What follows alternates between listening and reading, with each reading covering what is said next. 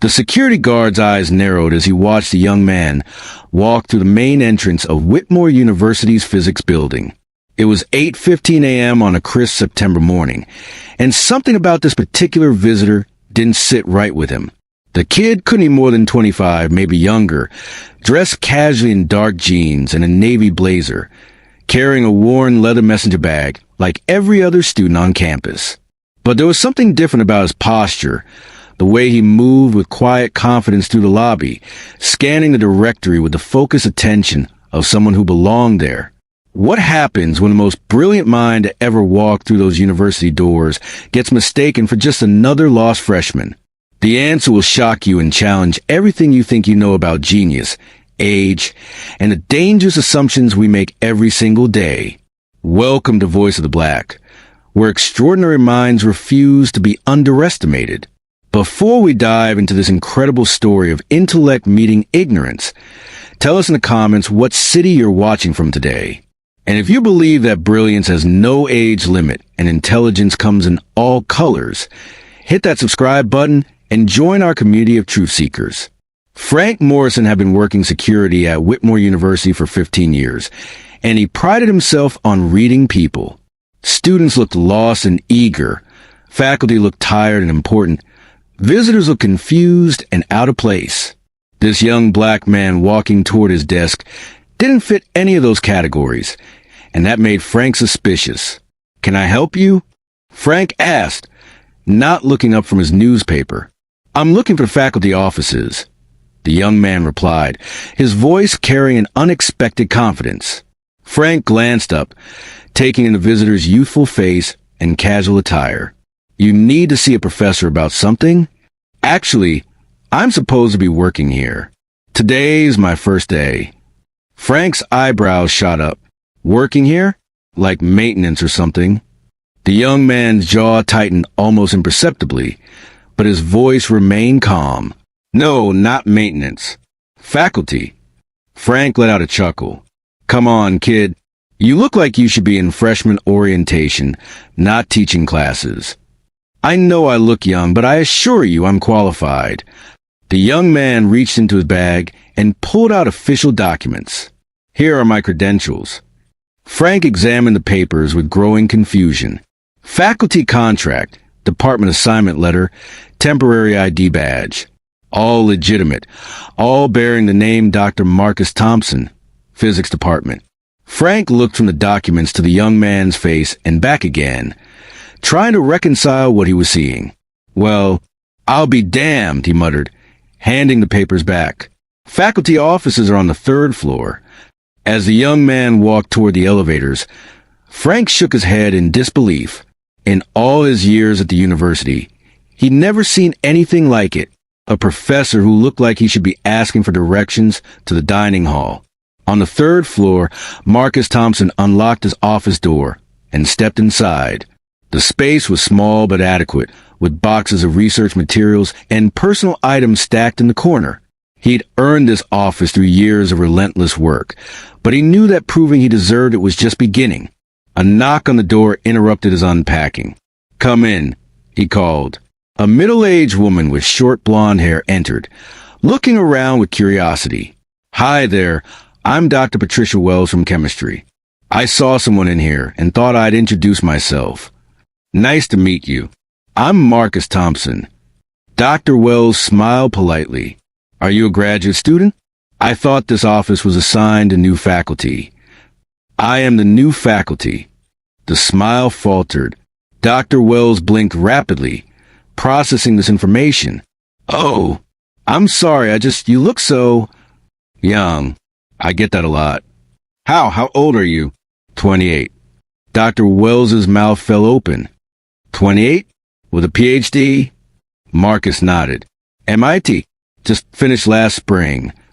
That's incredible. You must have been practically a child when you started college. 16. Dr. Wells stared at him in amazement. "Well, welcome to Whitmore. I have a feeling you're going to surprise a lot of people around here." She was right. Word traveled fast in academic circles, especially word about a professor young enough to be mistaken for an undergraduate. By mid-morning, Curious faculty members were finding excuses to walk past Marcus's office, stealing glances at the young man who was allegedly qualified to teach advanced physics. At 9:30, Marcus made his way to the basement lecture hall, where he would teach his first class, Physics 301, Advanced Quantum Mechanics. As he entered the room, he found it already occupied by early arriving students. They glanced his way but didn't pay him much attention. Just another student, they assumed, probably there for the same class. Marcus set up his materials at the front desk, connecting his laptop to the projection system, while students continued filtering in. By 10 a.m., about 40 students were seated, chatting among themselves and checking their phones, clearly waiting for their professor to arrive. A young woman in the third row finally spoke up. "Excuse me," she called to Marcus. "Yes." "Do you know if Professor Thompson is running late?" Class was supposed to start. The room gradually quieted as other students turned to listen. Marcus looked out at the sea of expectant faces, all waiting for his response. He walked to the center of the front of the room and smiled. "Professor Thompson is here," he said clearly. "I'm Dr. Marcus Thompson, and this is Advanced Quantum Mechanics." Complete silence. 40 pairs of eyes stared at him in shock. No one moved. No one spoke. The air conditioning hummed in the background, the only sound in a room full of stunned students. A young black student in the back row was the first to find his voice. "No way," he said, loud enough for everyone to hear. Marcus chuckled softly. "Yes way. I know I look young, but I promise I'm qualified to teach this class." Slowly, the students began to react. Phones came out as they checked course rosters and searched for information about their professor. Whispered conversations started and stopped. Several students just continued staring, still trying to process what they were witnessing. "I'm sorry, Dr. Thompson," the original questioner said, her face flushed with embarrassment. I just assumed." "It's perfectly understandable," Marcus replied kindly. "Now, shall we explore the fascinating world of quantum mechanics?" For the next 75 minutes, Marcus delivered a lecture that left his students speechless for entirely different reasons. He discussed wave-particle duality with an ease that made complex concepts seem simple. He explained Heisenberg's uncertainty principle using analogies that made abstract theories concrete. When he outlined his own groundbreaking research on quantum computing applications, several students stopped taking notes and just listened, captivated. As class ended, instead of the usual rush to pack up and leave, students lingered. Some approached with questions. Others just watched this young professor who had completely shattered their expectations. Dr. Thompson? Rebecca Chun, a senior physics major, raised her hand. "Can I ask you something personal?" "Of course." "How do you handle people not taking you seriously because of your age?" Marcus set down his marker thoughtfully. "Rebecca, respect isn't automatically given based on age or appearance. It's earned through knowledge, competence, and integrity. I can't control what people assume when they first see me, but I can control how I respond to those assumptions." Another student, James Rodriguez, spoke up. "Have you always been this advanced academically?" "I've always been curious about how things work. When I was 8, I dismantled every electronic device in our house, trying to understand them. My mother wasn't pleased." Several students laughed. But curiosity is just the starting point. The real work comes in studying, researching, failing, trying again. Natural ability might get you started, but dedication gets you where you want to go. As students filed out, many stopped to introduce themselves or ask additional questions. Marcus could see the transformation in their attitudes, from shock and skepticism to genuine respect and interest. But not everyone on campus was adjusting as easily to the reality of their youngest faculty member. Later that day, Marcus encountered Dr. Richard Holbrook, the physics department head, near the campus center. "Marcus," Dr. Holbrook called out with a smile, "how did your first lecture go?" "Very well, I think." Initial surprise, but strong engagement once we got started. Dr. Holbrook nodded knowingly. I'm sure there was surprise.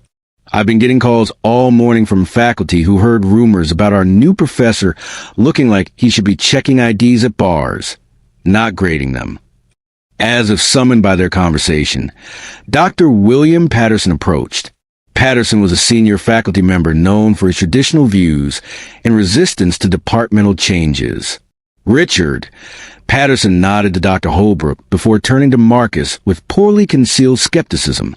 And you must be our new colleague. The pause was deliberate and loaded with meaning.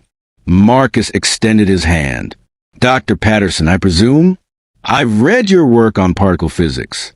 Quite impressive. Patterson shook his hand without warmth.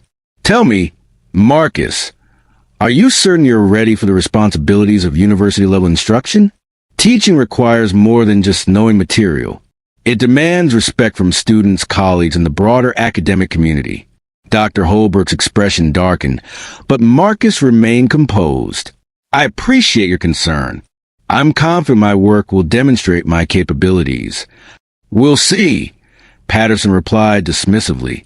Remember, this isn't some progressive experiment. This is a serious institution with standards. The implication hung in the air like smoke. Patterson walked away, leaving an uncomfortable silence. Don't let him get to you, Dr. Holbrook said quietly. Patterson's been here 30 years and views any change as personal attack. Your research speaks for itself. That evening, Marcus sat in his apartment, reviewing student assignments and reflecting on his first day. His phone buzzed with a text from his mother. How was day one as Professor Thompson?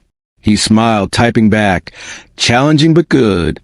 Minutes later, his phone rang. Tell me everything, his mother's warm voice commanded. Dr. Angela Thompson had been his first inspiration and biggest supporter, a high school principal in Baltimore. She'd recognized his potential early and fought to get him into advanced programs. She'd also taught him how to handle prejudice with dignity and determination. Marcus recounted the day's events. The security guard's disbelief, student shock, Dr. Patterson's hostility. His mother listened without interruption. Baby, she said when he finished, you know what this is really about, don't you? What do you mean? It's not just your age they're struggling with. A young black man with more education than people twice his age? That challenges some very deep assumptions about intelligence, achievement, and who belongs in positions of authority. Marcus had sensed the same undercurrents, but hadn't wanted to articulate them. I just want to focus on my work. And you should, but don't ignore the reality of what you represent. You're not just establishing a career. You're shattering expectations about what genius looks like. Over the following weeks, Marcus settled into university life. His classes grew in popularity as word spread about the young professor who made quantum physics accessible and exciting. Students from other majors began auditing his lectures, but challenges persisted. During faculty meetings, senior professors questioned his proposals with unusual intensity. When he suggested curriculum updates to include modern applications and diverse perspectives, Dr. Patterson openly scoffed. These are fads, Patterson declared. Physics fundamentals haven't changed. With respect, Marcus replied calmly, applications and implications are constantly evolving. Our students deserve to understand how their education connects to contemporary challenges. Dr. Sarah Kim, a younger faculty member, nodded agreement. Marcus has a point. Our enrollment has been declining. Maybe it's time for new approaches. Reactions were mixed. Some colleagues seemed intrigued, others resistant the change proposed by someone they still viewed as an outsider. Marcus's vindication came from an unexpected source. 3 weeks in, Dr. David Chun, a visiting professor from Stanford, attended one of his lectures. Dr. Chun was renowned in physics circles, someone whose work had influenced Marcus's own research. After class, Dr. Chun approached with obvious enthusiasm. That was exceptional. I've attended hundreds of physics lectures, and yours ranks among the finest. Your wave function explanation was brilliant. I'm adopting your approach. Praise from such a respected figure spread quickly through the department. Even Dr. Patterson seemed to moderate his criticism slightly. The real turning point came during Marcus's 4th week. Working late in his office, he heard raised voices in the hallway. Stepping out, he found 2 students, Rebecca Chun and David Williams, in animated discussion with Dr. Patterson. Professor Patterson, Rebecca was saying, Dr. Thompson's quantum field theory approach is revolutionary. He's making connections I never saw before. His quantum computing research is incredible, David added. He has funding proposals with NASA and IBM. Patterson noticed Marcus and approached. Your students seem quite impressed with your methods, he said, his tone less hostile than usual. They're bright students, Marcus replied. They make teaching rewarding. Patterson was quiet for a moment. I may have been premature in my assessment of your qualifications. Dr. Chen's endorsement carries weight, and student enthusiasm is obvious. Not quite an apology, but progress. The semester continued with Marcus finding his academic rhythm. His quantum mechanics course became the most popular physics elective, with waiting lists. Research proposals brought substantial grant funding. Even skeptical faculty gradually accepted that age had no bearing on intellectual capability. The most meaningful moment came during his final lecture. As students entered the hall, Marcus noticed the audience was larger than usual, registered students plus faculty, graduates, and administrators. As he concluded remarks about quantum physics' future applications, spontaneous applause erupted. Students stood, faculty nodded approvingly, and Marcus felt genuine belonging. After class, as students approached with thanks and farewells, Rebecca Chin lingered until the room emptied. Dr. Thompson, she said, I want to tell you something. When you first walked into this classroom, I didn't think you could teach us anything. I was wrong and I'm sorry. Marcus smiled. Rebecca, skepticism is healthy in science. What matters is how you respond to new evidence. You've changed how I think about physics, but more importantly, about assumptions. I'll never judge someone's capabilities based on expectations again. As winter break approached, Marcus reflected on his journey from that first day when security thought he was lost. He'd faced skepticism and subtle discrimination, but found support and recognition. His office now displayed thank you cards from students, collaboration invitations from colleagues, and speaking requests from conferences nationwide. The moving boxes were gone, replaced by awards, publications, and photos from department events where he was clearly accepted. On his last day before break, Dr. Holbrook visited with his evaluation.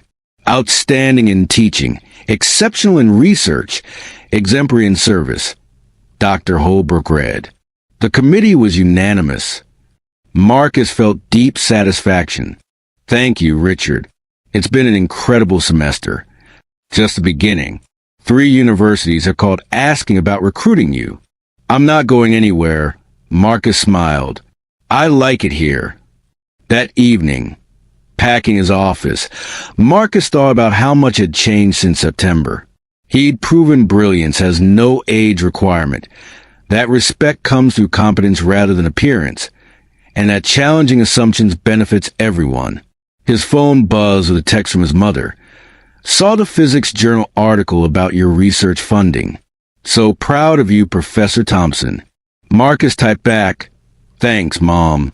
Still can't believe they pay me to do what I love. Walking across a familiar campus, Marcus thought about students he'd taught, colleagues who become friends, and skeptics who become supporters. His first semester had been about more than establishing career. It proved genius comes in all packages, and the most dangerous assumption is thinking you know someone based on appearance.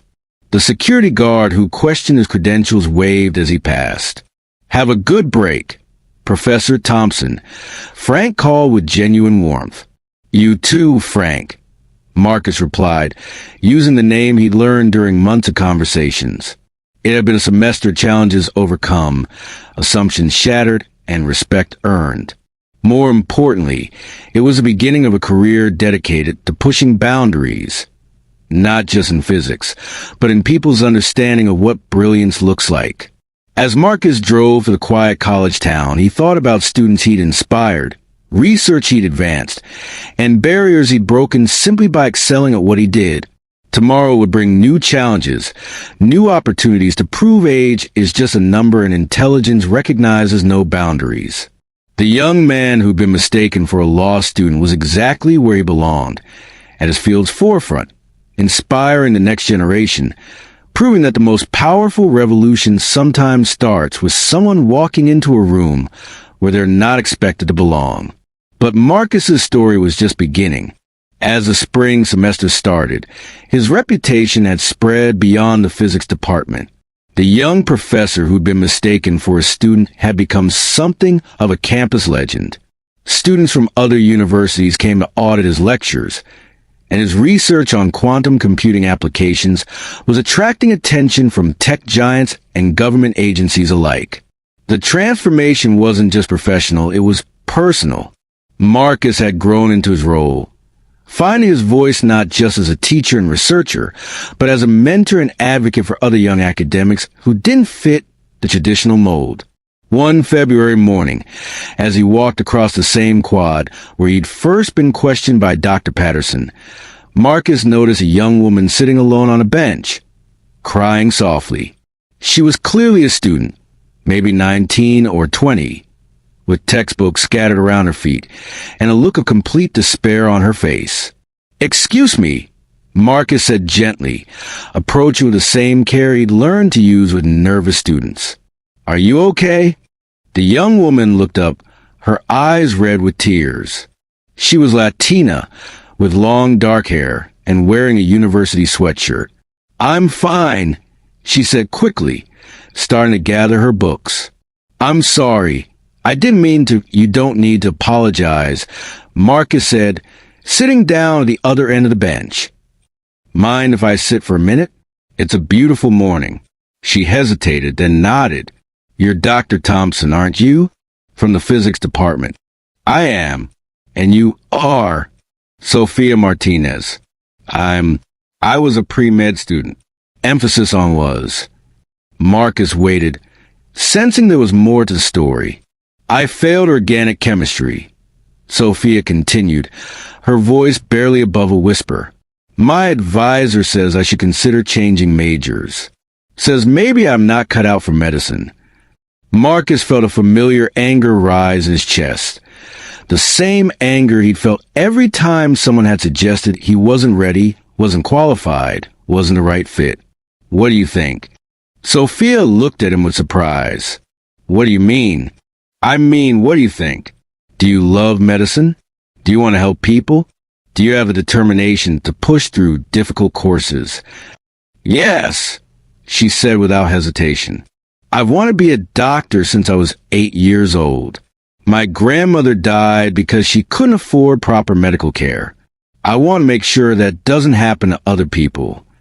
Marcus nodded. "Then one failed class doesn't define you. I failed calculus the first time I took it."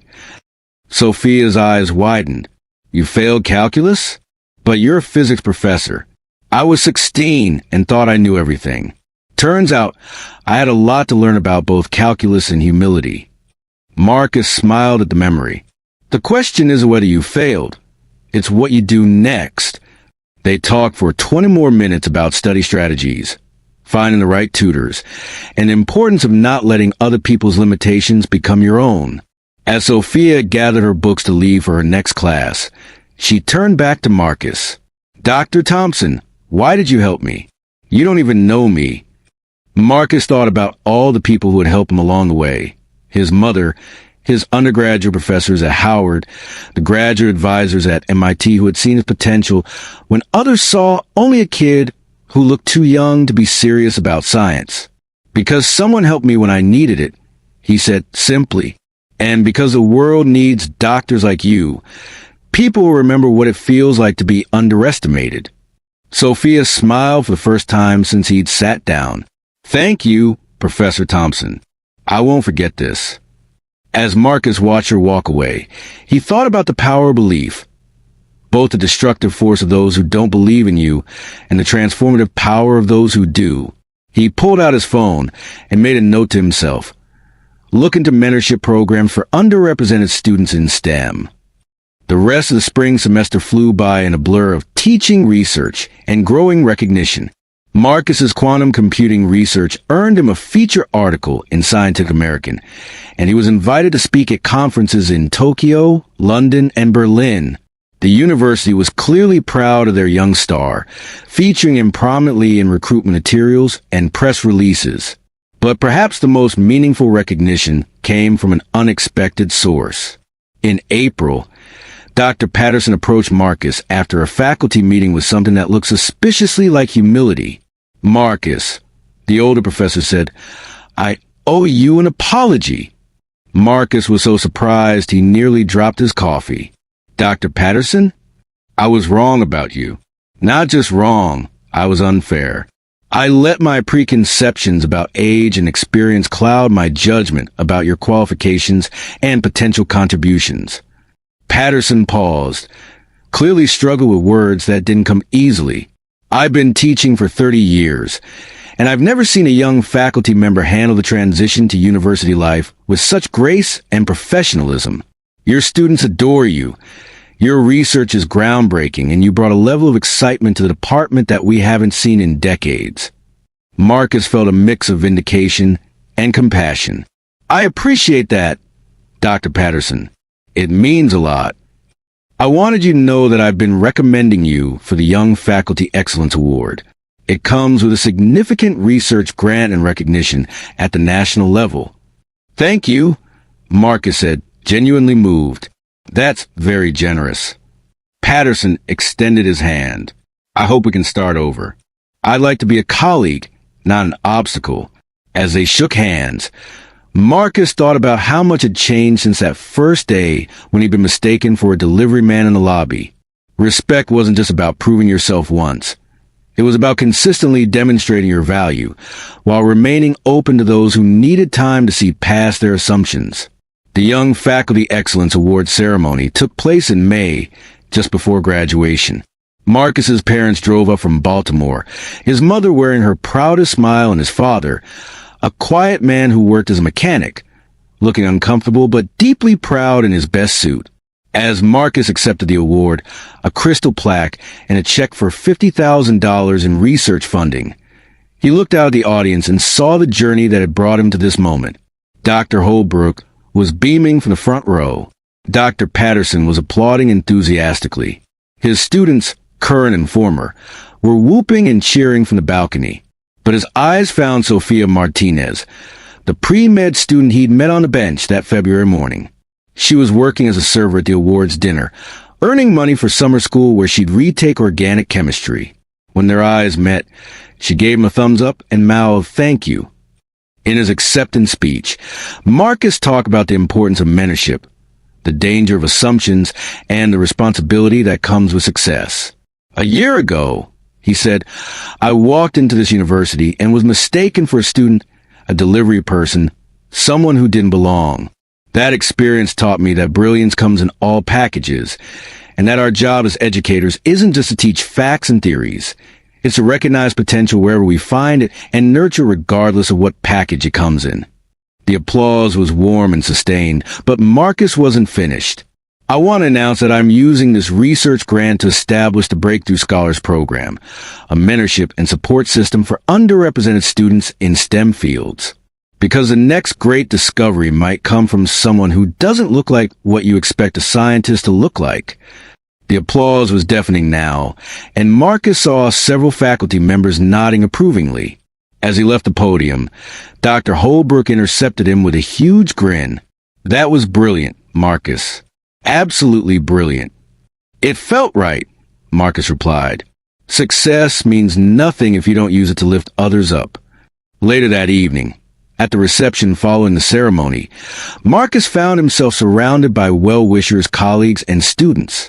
The conversation flowed from quantum mechanics to university politics to the challenges facing young academics. Dr. Sarah Kim, who had become one of his closest friends on the faculty, pulled him aside during a quiet moment. "You know what I find most impressive about your story?" she said. "What's that?" "It's not that you overcame people's assumptions. Lots of brilliant people do that. It's that you didn't let those assumptions make you bitter or close you off from helping others. You stayed open, stayed generous." Marcus thought about that as he drove home that night.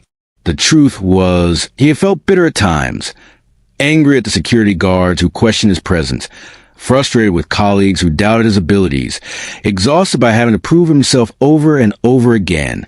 But somewhere along the way, he'd realized that bitterness was just another limitation, another assumption about how the world worked.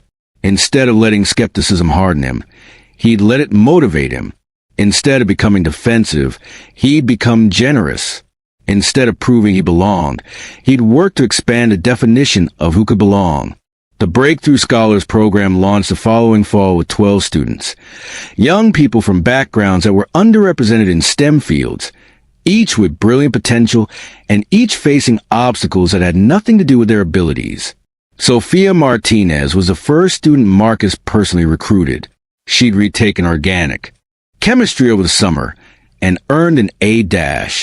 When he offered her a spot in the program, she cried right there in his office. "Dr. Thompson," she said, "you saved my life that day on the bench." "No," Marcus replied gently. "You saved your own life. I just reminded you that you could." As his second year at Whitmore began, Marcus reflected on how much had changed since that first September morning when he'd walked through the physics building doors. He was no longer the young man trying to prove he belonged. He was an established member of the faculty, a recognized researcher, and a mentor to the next generation of scientists. But perhaps most importantly, he'd learned that belonging wasn't just about earning your place. It was about making room for others to earn theirs too. The security guard who'd first questioned his credentials, Frank Morrison, had become an unlikely friend. Frank made a point of greeting every visitor to the physics building with respect and curiosity rather than suspicion. He'd even started taking night classes in basic science, inspired by conversations with Marcus about the wonders of quantum mechanics. "You know what I learned from you?" Frank said one afternoon as Marcus was leaving the building. "What's that, Frank?" "That smart comes in all kinds of packages. My job isn't to figure out who belongs here. It's to help everyone who comes through that door find where they're supposed to be." As Marcus walked across campus on that crisp autumn afternoon, past the bench where he'd first met Sophia, past the lecture hall where he'd shocked his students, past the faculty offices where he'd gradually earned the respect of his peers, he thought about the journey that had brought him here. He thought about his mother, who'd worked multiple jobs to keep him in school and never doubted his potential. He thought about his father, who didn't understand quantum mechanics, but understood hard work and determination. He thought about the professors at Howard and MIT who'd seen past his age to his abilities. And he thought about all the young people, Sophia and the other breakthrough scholars, the students in his classes, the brilliant minds who might walk through those glass doors tomorrow or next year or a decade from now, who would face the same skepticism he'd faced, the same assumptions, the same need to prove that intelligence comes in every color and brilliance has no age limit. His phone buzzed with a text from his mother. "Saw the article in the Washington Post about your mentorship program. So proud of the man you become." Marcus smiled as he typed back, "Thanks, Mom. Still learning every day." That evening, in his office that was now decorated with awards and thank you notes from students, Marcus sat down to prepare his lecture for the next day. Advanced Quantum Mechanics had a waiting list 3 times longer than available seats. Students came not just for the subject matter, but for the chance to learn from the professor who taught them that preconceptions were just another problem to solve. As he worked, Marcus thought about the young man who'd walked into this building 2 years ago, nervous about fitting in, worried about proving himself, focused on earning respect. That young man had been brilliant, determined, and talented, but he'd been thinking too small. The real victory hadn't been proving that he belonged in that lecture hall or that corner office. The real victory had been expanding the definition of who could belong there, making sure the doors he walked through would stay open for others, and using his success as a platform to lift up the next generation of minds that might not fit traditional expectations. Because in the end, genius isn't just about being the smartest person in the room. It's about making sure the room gets bigger, brighter, and more welcoming for everyone who has the courage to walk through the door. Never judge a book by its cover, and never assume you know someone's story based on age, appearance, or background. The most brilliant minds often come in unexpected packages, and the person you underestimate today might be the one who changes your understanding of what's possible tomorrow. But more than that, the person you lift up today might be the one who changes the world tomorrow. Genius doesn't wait for permission, and excellence doesn't ask for approval. It simply shows up, proves itself, and then reaches back to help others climb the same mountain.